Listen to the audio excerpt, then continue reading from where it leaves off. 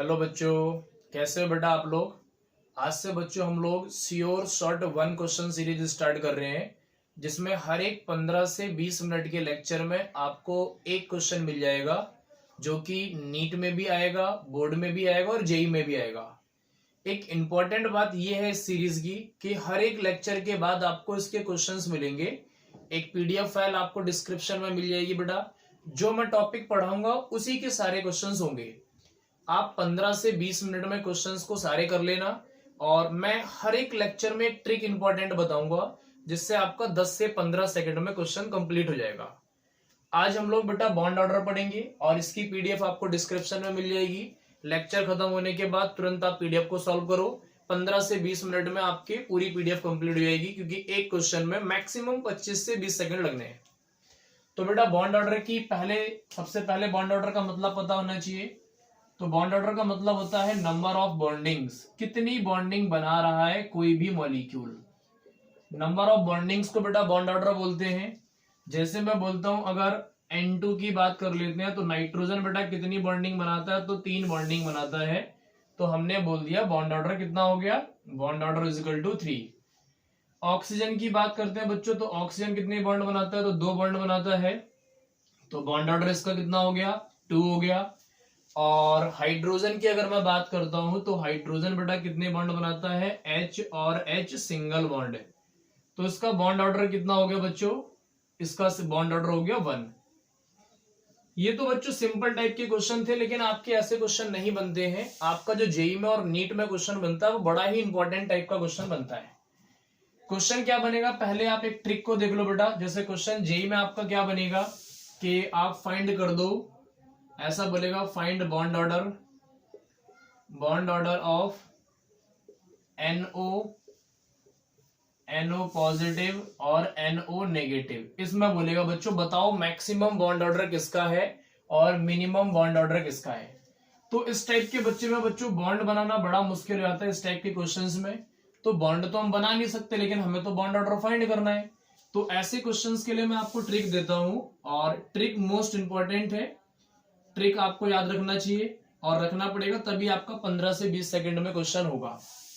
Trick क्या है बेटा, 2 का टेबल आप याद करो। 2, 4, 6, 8, 10, 12, 14, 16, 18 और 20। ये बच्चों आपका 2 का टेबल हो गया। एक कोड में देता हूं आपको, 10, 10, 12, 32 और 10। ये कोड हो गया। इस कोड को आप इस सीरीज में अरेंज कर दो। तो बेटा 1, 0, ये 1, ये 0, 1, 0, 1, 0, और यहाँ पे बेटा 1, और यहाँ पे 2, और यहाँ पे 3, यहाँ पे 2, और यहाँ पे 1, और यहाँ पे 0। इस कोड को बेटा मैंने 2 के टेबल पे अरेंज कर दिया है। और 2 के टेबल पे अरेंज करने के बाद अब मैं आपसे पूछता हूं कि नाइट्रोजन का बॉन्ड ऑर्डर कितना आएगा। तो आप देखोगे बेटा, एक नाइट्रोजन के आप टोटल इलेक्ट्रॉन्स को काउंट करो। टोटल इलेक्ट्रॉन्स को काउंट कर लिया हमने बेटा। तो एक नाइट्रोजन पे 7 इलेक्ट्रॉन्स थे, तो 2 नाइट्रोजन पे कितना हो गए, 7, 7 कितना हो गया, 14, क्योंकि नाइट्रोजन का एटॉमिक नंबर कितना बच्चों, 7 है। तो 7, 7, 14 हो गए। 14 को आप देखो बच्चों, यहाँ पे कहां पर है, यहाँ पे 3 में आ रहा है 14। इसका मतलब क्या हो गया, नाइट्रोजन का बॉन्ड ऑर्डर कितना हो गया, 3 हो गया। ऐसे ही ऑक्सीजन की बात करेंगे, तो ऑक्सीजन का एटॉमिक नंबर 8 होता है। 2 ऑक्सीजन का कितने इलेक्ट्रॉन्स हो गए बेटा, 16 इलेक्ट्रॉन्स हो गए। और 16 इलेक्ट्रॉन्स को जब आप देखोगे तो कहां पर है बच्चों, यहां पर है। तो यहाँ पे 16 इलेक्ट्रॉन्स आ गए, ये हो गए। तो ये आपका ना ऑक्सीजन का हो गया। ऐसे ही बच्चों आप हाइड्रोजन का काउंट करोगे, तो एक हाइड्रोजन के पास 1 इलेक्ट्रॉन, 2 हाइड्रोजन के पास 2 इलेक्ट्रॉन्स, तो 2 इलेक्ट्रॉन्स हो गए। 2 इलेक्ट्रॉन्स हो गए, तो बॉन्ड ऑर्डर कितना हो गया बेटा, 1 हो गया। अब मैं क्वेश्चन देता हूं आपको ये वाला। तो आप इसके अंदर इलेक्ट्रॉन्स को काउंट करो, NO पॉजिटिव और NO नेगेटिव। तो इस क्वेश्चन के अंदर बच्चों कैसे निकालोगे आप, नाइट्रोजन के पास 7 इलेक्ट्रॉन्स, ऑक्सीजन के पास 8 इलेक्ट्रॉन्स, कितने हो गए बच्चों, 15 इलेक्ट्रॉन्स। यहाँ पे कितने हो गए, नाइट्रोजन के पास 7 और ऑक्सीजन के पास 8। लेकिन यहाँ पे एक ऑक्सीजन ने इलेक्ट्रॉन को लूज कर दिया है, तो 8 - 1 कर दूं मैं, तो कितना हो गया बेटा, 14 इलेक्ट्रॉन्स हो गए। और यहाँ पे नाइट्रोजन के पास 7 इलेक्ट्रॉन्स, ऑक्सीजन के पास 1 इलेक्ट्रॉन्स, और 1 इलेक्ट्रॉन इसने और गेन कर लिया है, तो 9, 1 हो गया ये। तो कितना हो गया बेटा, 8, 8, 16, यहाँ पे 16 इलेक्ट्रॉन्स हो गए। तो आप देखो इनको, 15 का कितना होता है बॉन्ड ऑर्डर बेटा, 14 और 16 के बीच में यहाँ पर 15 है, तो आप इन दोनों का एवरेज ले लो, तो एवरेज कितना हो गया बच्चों 2.5। तो इसका बॉन्ड ऑर्डर आ गया हमारे पास 2.5, इसका बॉन्ड ऑर्डर आ गया हमारे पास 3 क्योंकि 14 है बच्चों, और इसका बॉन्ड ऑर्डर हो गया हमारे पास 2।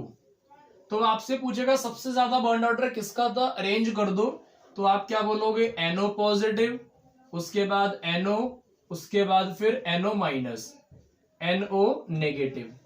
तो बेटा ये इसका बॉन्ड ऑर्डर का स्टेबिलिटी का ऑर्डर हो गया, फिर बॉन्ड ऑर्डर का ऑर्डर बोल सकते हो। दो बात इंपॉर्टेंट होती है, एक बात क्या होती है बेटा, bond order directly proportional to stability होती है, डायरेक्टली प्रोपोर्शनल टू स्टेबिलिटी होती है। दूसरी चीज क्या होती है कि बेटा जितना ज्यादा बॉन्ड ऑर्डर होगा उतनी ज्यादा बॉन्ड डिसोसिएशन एनर्जी होगी, क्योंकि बॉन्ड ऑर्डर का मतलब क्या है, नंबर ऑफ बॉन्डिंग्स।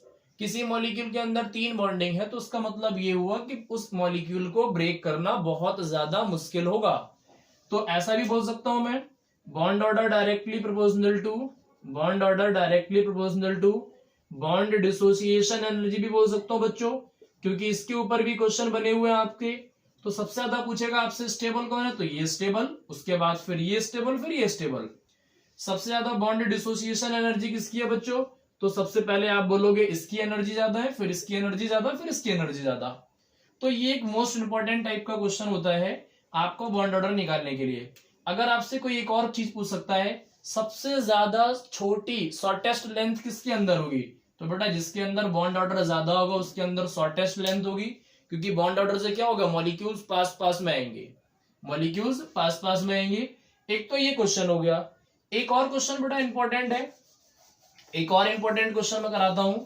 जैसे आपसे पूछ लिया जाए कि हाइड्रोजन H2+ एंड H2-, यहां पे बॉन्ड ऑर्डर कितना है बच्चों, तो हाइड्रोजन का बॉन्ड ऑर्डर देखो 1 और 1 2 हो गया, 2 का मतलब क्या हो गया, यहाँ पे 1 बॉन्ड ऑर्डर हो गया, और यहाँ पे बच्चों 1 और 1 2 था, लेकिन एक इसने माइनस कर दिया, तो सिर्फ एक इलेक्ट्रॉन बचा हुआ हमारे पास। तो एक इलेक्ट्रॉन का मतलब क्या हो गया, यहां तो कुछ है ही नहीं, तो एक इलेक्ट्रॉन यहां होगा, तो इसका हो गया 0.5 बॉन्ड ऑर्डर हो गया। और इसकी बात करते हैं बेटा, 2 हाइड्रोजन के पास 2 इलेक्ट्रॉन्स, एक इलेक्ट्रॉन इसने गेन कर लिया, तो 3 इलेक्ट्रॉन्स हो गए। 3 इलेक्ट्रॉन्स का मतलब क्या हो गया, इसके बीच में होगा यहाँ पे, और इसका हम एवरेज निकालेंगे तो बच्चों कितना होगा 0.5, इसका हो गया 0.5।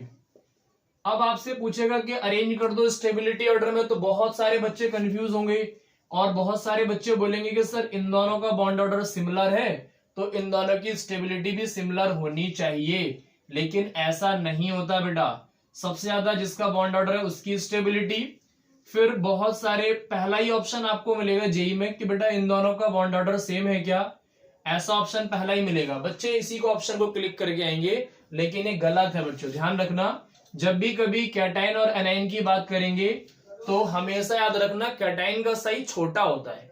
जब साइज कैटाइन का छोटा होगा तो कैटाइन्स क्या होंगे, पास पास आएंगे, और जिसका साइज छोटा होता है वो स्टेबल ज्यादा होता है। तो जब बॉन्ड ऑर्डर सिमिलर आ जाए तो कैटाइन वाली स्पीसीज हमेशा ज्यादा स्टेबल होती है एज कंपेयर टू एनाइन वाली स्पीसीज। तो ये क्वेश्चन आ गया, ये बेटा स्टेबिलिटी का ऑर्डर हो गया आपका। बॉन्ड ऑर्डर का ऑर्डर पूछेगा आपसे कि बॉन्ड ऑर्डर किस किस में बराबर है, तो बेटा ये स्टेबिलिटी की बात कर रहे हैं हम लोग। अगर बॉन्ड ऑर्डर की बात करोगे तो सबसे ज्यादा बॉन्ड ऑर्डर इसमें, उसके बाद फिर इसमें, फिर इसमें। तो बॉन्ड ऑर्डर इन दोनों का सिमिलर है, लेकिन स्टेबिलिटी के केस में बेटा कैटाइन ज्यादा स्टेबल होता है क्योंकि स्मॉल साइज होता है। और इसका बेटा एमओटी से हम लोग पढ़ते हैं तो बोलते हैं कि कैटाइन्स के अंदर जो इलेक्ट्रॉन होता है वो बॉन्डिंग मॉलिक्यूलर के अंदर होता है। इलेक्ट्रॉन किसके में होता है, बॉन्डिंग मॉलिक्यूलर ऑर्बिटल के अंदर होता है, बॉन्डिंग मॉलिक्यूलर ऑर्बिटल। बच्चों अगर ये आपको नहीं याद है तो कोई दिक्कत नहीं है, ये हम एमओटी में पढ़ लेंगे, लेकिन आप इतना ध्यान रखो कि कैटाइन का साइज होता है छोटा होता है, जिसकी वजह से कैटाइन की स्टेबिलिटी ज्यादा हो जाती है। एक क्वेश्चन मैं और देता हूं आपको, उसके बाद फिर हम लोग आगे बात करेंगे बच्चों। अगर मैं ऐसा क्वेश्चन पूछ दूं कि ऐसा क्वेश्चन पूछ लेता हूं C2N2O2 और Be2 किसका बॉन्ड ऑर्डर है, फिर कौन एग्जिस्ट नहीं करता, विच डज नॉट एग्जिस्ट, कौन एग्जिस्ट नहीं करता बच्चों, तो आप कार्बन को देखोगे तो बेटा एक कार्बन का 6 इलेक्ट्रॉन, 2 के पास 12 हो गया, तो 12 का बॉन्ड ऑर्डर कितना हो गया बच्चों? तो आप कहोगे सर ये हो गया 12 का बॉन्ड ऑर्डर, इसका बॉन्ड ऑर्डर 2 हो गया। नाइट्रोजन के पास 14 इलेक्ट्रॉन्स है बच्चों, 7 7 14, तो इसका बॉन्ड ऑर्डर 3 हो गया। ऑक्सीजन के पास कितना है बच्चों? ऑक्सीजन के पास कितना है? तो 16 इलेक्ट्रॉन्स है, तो यहां पर भी बॉन्ड ऑर्डर कितना हो गया? 2 हो गया बच्चों। और अब मैं बात करता हूं बीई के, तो हाइड्रोजन, हीलियम, लिथियम, बेरिलियम, इसका एटॉमिक नंबर 4 होता है बेटा। 4 और 4 कितना हो गया? 4 और 4 कितना हो गया? 8, और 8 का बॉन्ड ऑर्डर देखो बेटा 0 है, तो जिसका बॉन्ड ऑर्डर 0 होगा वो डज नॉट एग्जिस्ट करेगा, तो ये एग्जिस्ट ही नहीं करेगा। तो अगर बॉन्ड ऑर्डर 0 है बच्चों, if bond order is 0 then molecule does not exist, then molecule does not exist, बेटा एग्जिस्ट नहीं करेगा। अगर बॉन्ड ऑर्डर किसी मॉलिक्यूल का 0 है तो वो एग्जिस्ट नहीं करेगा। तो ये इंपॉर्टेंट बातें हैं बच्चों, बॉन्ड ऑर्डर अगर 0 तो एग्जिस्ट नहीं करेगा।